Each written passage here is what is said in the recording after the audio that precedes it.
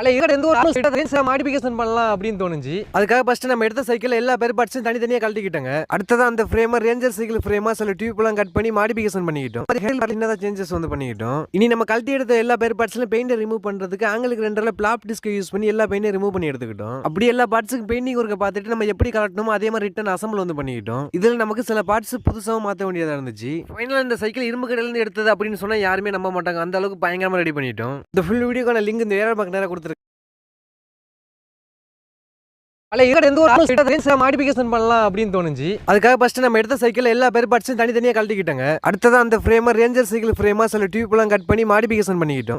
சின்னதா சேஞ்சஸ் வந்து பண்ணிக்கிட்டோம். இனி நம்ம கழட்டி எடுத்த எல்லா பேர் பார்ட்ஸ்லயும் பெயிண்ட் ரிமூவ் பண்றதுக்கு ஆங்கிளுக்கு ரெண்டர்ல பிளாப் டிஸ்க் யூஸ் பண்ணி எல்லா பெயிண்டையும் ரிமூவ் பண்ணி எடுத்துக்கிட்டோம். அப்படி எல்லா பார்ட்ஸுக்கு பெயிண்டிங் ஒர்க்க பார்த்துட்டு நம்ம எப்படி கலட்டணுமோ அதே மாதிரி ரிட்டன் அசம்பிள் வந்து பண்ணிக்கிட்டோம். இதுல நமக்கு சில பார்ட்ஸ் புதுசாவும் மாற்ற வேண்டியதா இருந்துச்சு. ஃபைனலா இந்த சைக்கிள் இரும்பு கடையில இருந்து எடுத்தது அப்படின்னு சொன்னா யாருமே நம்ப மாட்டாங்க. அந்த அளவுக்கு பயங்கரமா ரெடி பண்ணிட்டோம். இந்த ஃபுல் வீடியோக்கான லிங்க் இந்த ஏர் பக்கம் நேரா கொடுத்துருக்கேன்.